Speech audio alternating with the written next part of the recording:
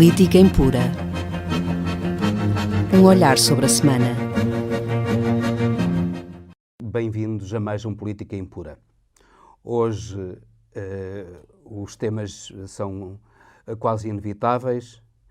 É o futebol e as touradas, o acordo sobre o Brexit e a Arábia Saudita e Khashoggi e a política de genocídio no Iémen.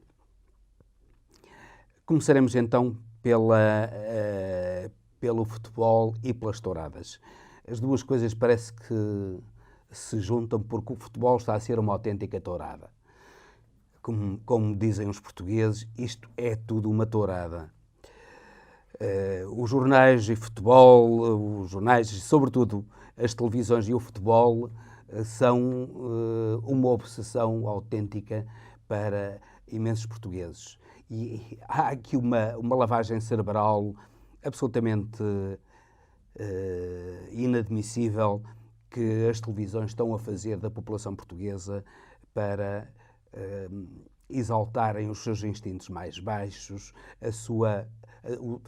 para promoverem o seu afastamento dos problemas reais do país e da necessidade de participação cidadã para os levar para o meio destes incidentes lamentáveis de violência e delinquência no futebol.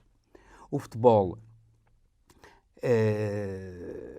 infelizmente, está a tornar-se cada vez mais um negócio que mete muito dinheiro e esse dinheiro vem, por vezes, das mais obscuras proveniências. A televisão e os jornais e de uma maneira geral, os meios de comunicação são instrumentos que servem apenas para exaltar as emoções e para mobilizar as massas para aquilo que elas têm de mais irracional. O futebol é um espetáculo, um belo espetáculo, e infelizmente está a ser desvirtuado por esta realidade. O caso dos meliantes de Alcochete, esses indivíduos da juventude leonina, daquilo que chama-se juventude leonina, e do ex-presidente do Sporting e do chefe da claque leonina, um tal Mustafa. Tudo isso é apenas uma das mais lamentáveis cenas que temos vindo a assistir em Portugal nos últimos tempos. Infelizmente, a lei não pune estes indivíduos como deve ser, nomeadamente com o impedimento de frequentarem recintos desportivos. Um indivíduo como Bruno de Carvalho chegar à liderança de um clube com a história e com a respeitabilidade que ele merece aos portugueses, que é o Sporting, e o indivíduo como esse tal Mustafa, que organizou a claque leonina numa prisão juntamente com outros prisioneiros, é a demonstração de que o mundo do futebol está podre. Já não bastam as investigações do Benfica, do Porto, dos grandes clubes, às tentativas de suborno, a esses negócios escuros que sempre escorrem no futebol. Vem-nos agora, chega quase à pornografia de indivíduos como Bruno de Carvalho e Mustafa estarem à frente do futebol. É tempo de a ética ser instalada no reino do futebol, porque o reino do futebol está completamente despido de ética. O rei do futebol vai completamente nu de ética. E um código de conduta de dirigentes e claques desportivas, de transparência de claques e do seu financiamento. As claques podem não ser em si um mal, mas a forma como elas funcionam, como elas são financiadas, é altamente obscura. Vimos que foi apreendida droga ao Mustafa e resta saber para onde era, de onde é que ela veio, para onde é que era, quem é que tinha conhecimento da existência dessa droga, porque é que Bruno de Carvalho não tinha conhecimento da existência dessa droga. Isto é, o crime graçava dentro da claque leonina e, pelos vistos, Bruno de Carvalho fingia não conhecer. Mas não é só o problema da claque leonina, é também da claque portista, que funciona de maneira idêntica à leonina, da ilegal claque benfiquista, que não está legalizada, mas que existe na realidade, e há por parte do Benfica uma autêntica fraude à lei. Tudo isso deve ser regulado com códigos de comportamento que é a altura de se implantarem. Esta semana também fomos confrontados com o problema das touradas em Portugal. As touradas são uma tradição portuguesa, mas ultimamente têm gerado oposição. Oposição, sobretudo, porque cada vez mais há informação sobre a forma como é preparada a lide. A lide é preparada com imensa violência, com drogas injetadas nos touros, com a sujeição dos touros a autênticas torturas antes deles irem para a arena, a estarem em lugares escuros, sujeitos a serem picados, a serem enraivecidos antes de entrarem para a arena, a fim de que a lide seja uma lide emocionante.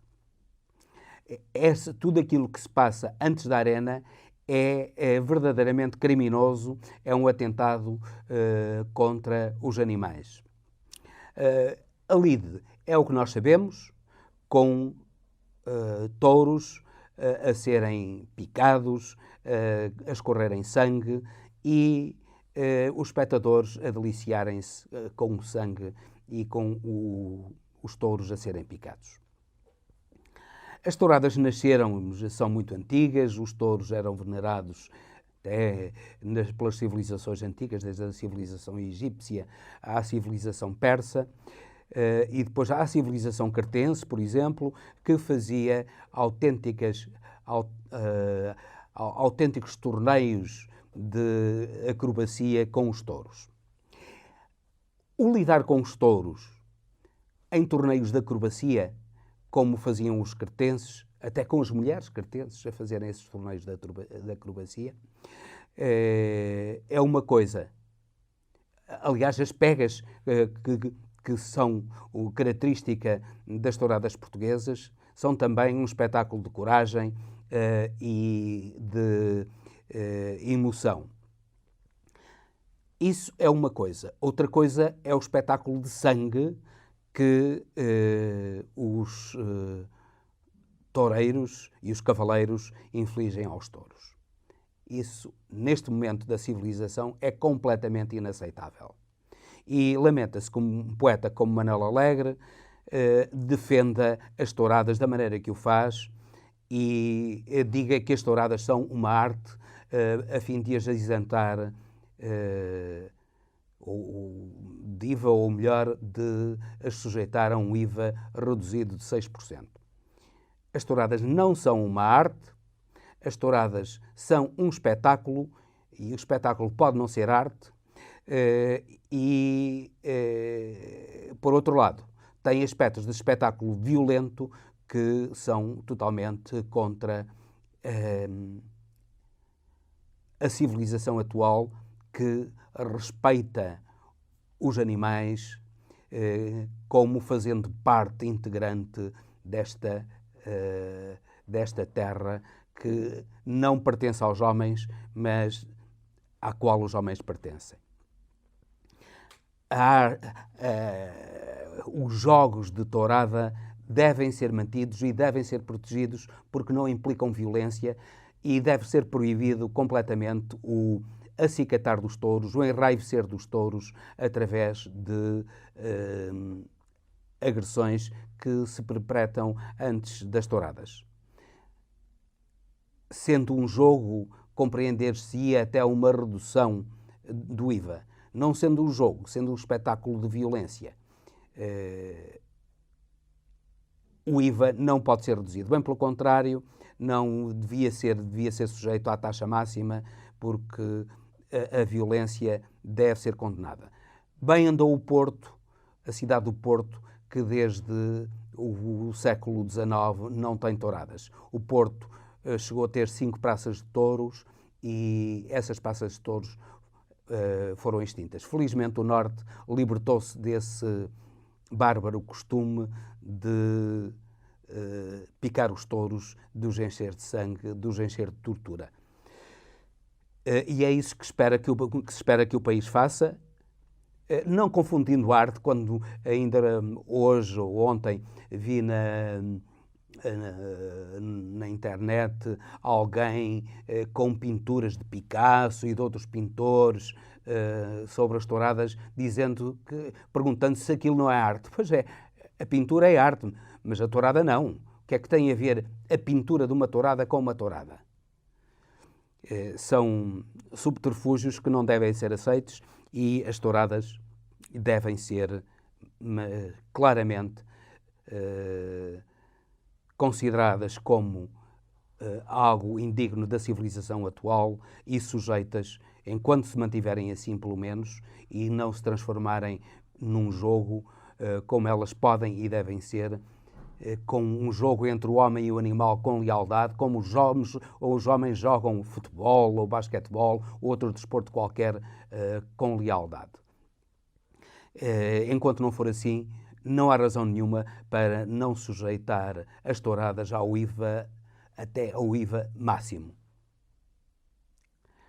Bem, isto parece que anda tudo ligado e assistimos agora também na Inglaterra uma autêntica tourada sobre o Brexit, sobre a saída do Reino Unido da União Europeia. Ora bem, para se perceber este momento, é necessário percebermos qual foi a relação sempre, que sempre aconteceu entre o Reino Unido e a Europa, e o continente europeu. A história vem de longe, vem particularmente desde o fim da Guerra dos 100 Anos, em que acabaram as possessões inglesas no continente europeu.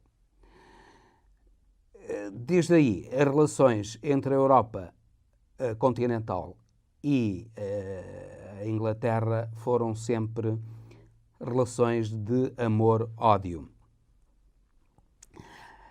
É tanto assim que, apesar de a Inglaterra ter vencido a Segunda Guerra Mundial, juntamente com a França, contra a Alemanha, a Inglaterra não fez parte dos países fundadores da Comunidade Económica Europeia, nem das instituições que levaram à Comunidade Económica Europeia, que foi a Comunidade Europeia do Carvão e do Aço, houve sucessivas tentativas nos anos 60, houve sucessivas tentativas da União Europeia receber como parceiro a União Europeia, então Comunidade Económica Europeia, receber como parceiro o Reino Unido, e essas tentativas nunca surtiram efeito, sobretudo porque tinham pela frente o veto, isto nos anos 60, com o primeiro-ministro inglês de então, Harold Macmillan, a pedir a adesão à União Europeia. Macmillan dirigiu o Partido Conservador, mas a ser vetado pelo presidente francês General de Gaulle. Houve 2 tentativas que foram sempre vetadas pelo General de Gaulle, tentativas de Macmillan e depois de Harold Wilson por parte do governo trabalhista. Entretanto, em 1973, lá se aceitou a adesão do Reino Unido à União Europeia e, desde então, com inúmeras vicissitudes, incluindo um referendo em 1995 sobre a manutenção dessa adesão, porque a adesão à União Europeia era contestada por uma boa parte da população. Nesse referendo, 67% da população inglesa manifestou-se a favor da manutenção na Comunidade Económica Europeia, mas a contestação continuou até à decisão de Cameron de convocar um referendo. Ora bem, também temos de perceber, para percebermos o problema do referendo, temos de perceber o problema da complexidade, ou melhor, para percebermos o problema que o Brexit implica para as relações entre o Reino Unido e a União Europeia, temos de perceber um pouco o que é o Reino Unido. Porque o Reino Unido não é uma nação como Portugal. Ela aproxima-se muito mais de países como a Espanha, em que há regiões, mas neste caso há autênticos Estados que estão unidos sob a coroa inglesa. O Reino Unido é mesmo isso, um reino de vários países que se uniram. O reino da Inglaterra, o reino do país de Gales, o reino da Escócia, o reino da Irlanda do Norte, todos eles unidos sob a coroa do soberano inglês, atualmente a Rainha Isabel II. Ora, em relação a cada uma destas nações que constituem o Reino Unido, há interesses muito, muito diferentes e, se não, contraditórios. Vejamos, a Escócia, por exemplo, manifestou-se no referendo totalmente a favor da permanência na União Europeia. E neste acordo que foi celebrado, há uma situação muito especial que é a situação da Irlanda do Norte. A Irlanda do Norte, que nos anos 90, em 1998, celebrou um acordo de paz por uma guerra que durava há décadas, uma sangrenta guerra que durava há décadas. A Irlanda do Norte mantém-se, de certo modo, dentro da União Europeia, porque não existem fronteiras, não foram este acordo, um acordo de 500 páginas, um acordo enorme, mais de 500 páginas, prevê que continua a não haver fronteiras, pelo menos dentro de um ano, continua a não haver fronteiras entre a República da Irlanda, a Irlanda do Sul, digamos assim, que está dentro da União Europeia e que é de maioria católica, e a Irlanda do Norte, que faz parte do Reino Unido e que é de maioria protestante. Ora, com este acordo mantém-se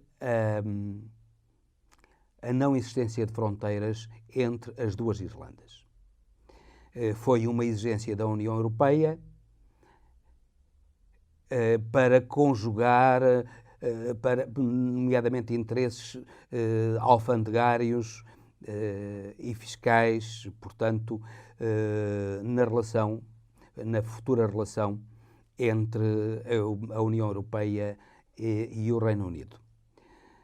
Isso significa que, não havendo fronteiras, praticamente não há verdadeira separação entre a Irlanda do Norte e a do Sul. E os protestantes do Norte sentem-se traídos por este acordo porque, de certo modo, não podem eles próprios dirigir o seu destino.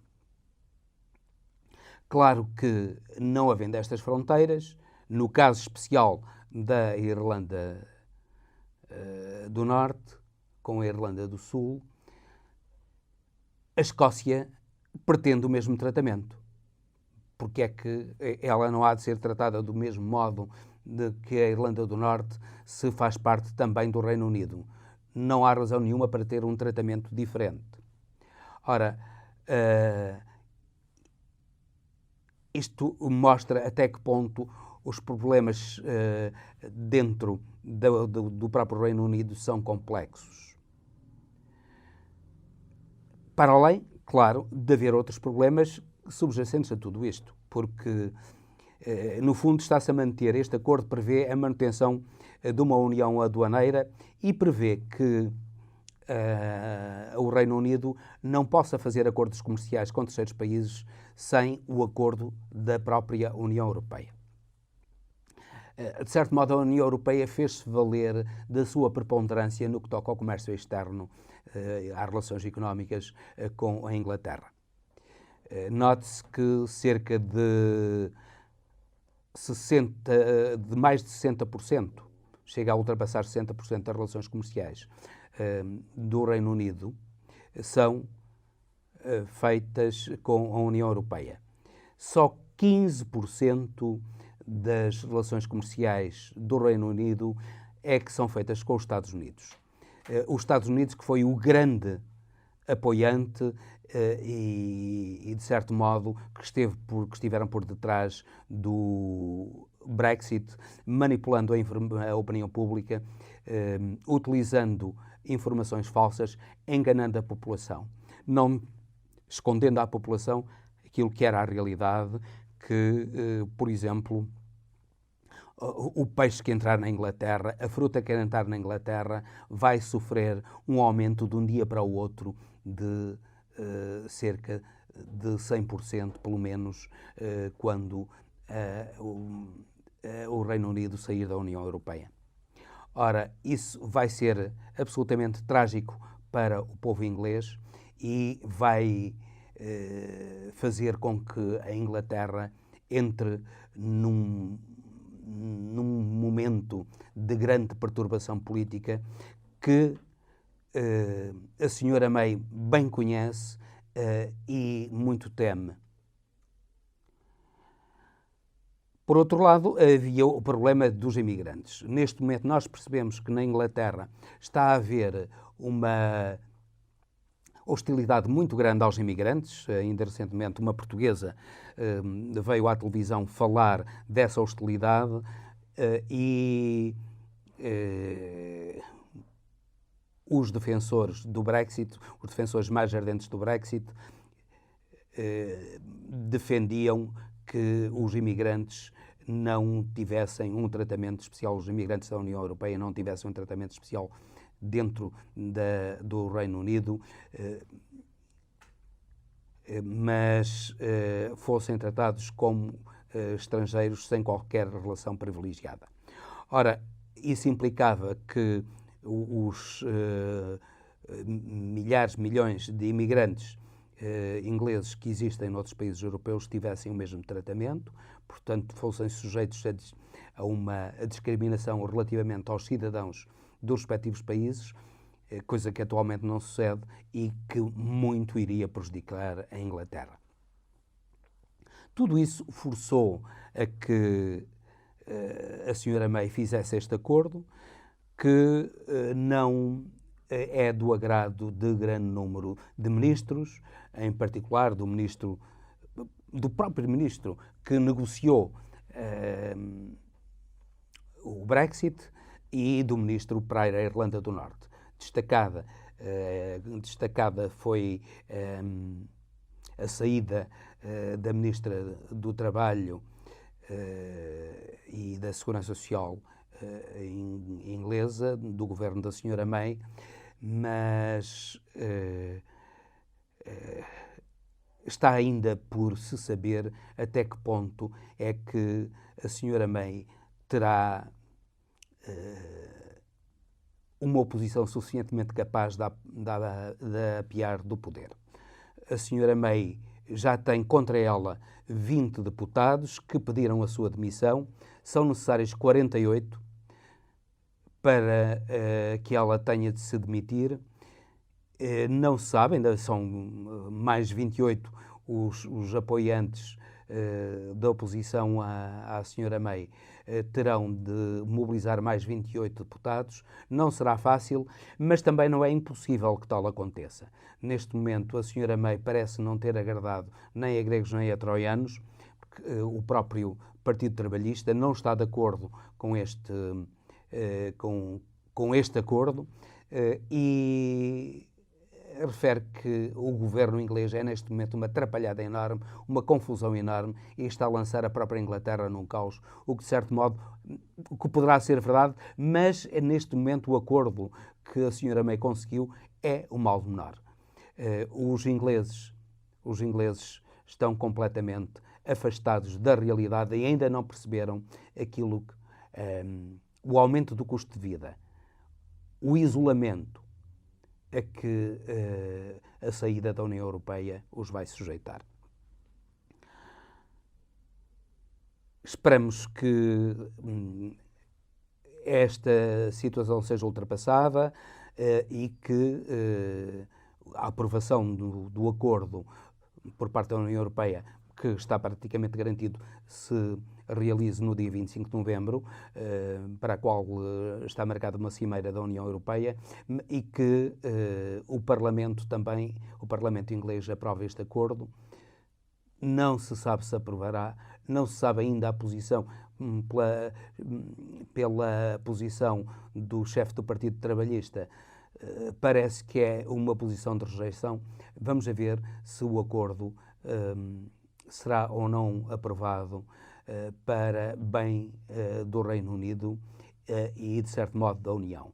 Parece que este acordo é mais uma tentativa de levar para a frente uma situação intermédia entre a manutenção na União Europeia e a saída da União Europeia, com a esperança de que daqui a uns anos, precisamente pelo agravar da situação na própria Inglaterra, que estas meias tintas levam a cabo, se faça um novo referendo e então, dadas as circunstâncias que a Inglaterra esteja a viver, então, que esse referendo seja altamente favorável a uma reintegração da União Europeia. Vamos a ver, como se diz, vamos a ver o que isto vai dar. Finalmente, eu não posso deixar de vos falar da Arábia Saudita e dos crimes que o reino saudita, da dinastia Saudi, está a perpetrar, particularmente no Iémen. E não posso deixar de falar também de Jamal Khashoggi e da anunciada, da acusação do procurador saudita, do procurador-geral saudita, contra os autores diretos, 5 autores diretos do crime de morte de Jamal Khashoggi, do crime de morte violenta e de mutilação total, como se fosse um pedaço de carne cortada aos poucos para depois ser lançada aos cães, de mutilação de Jamal Khashoggi.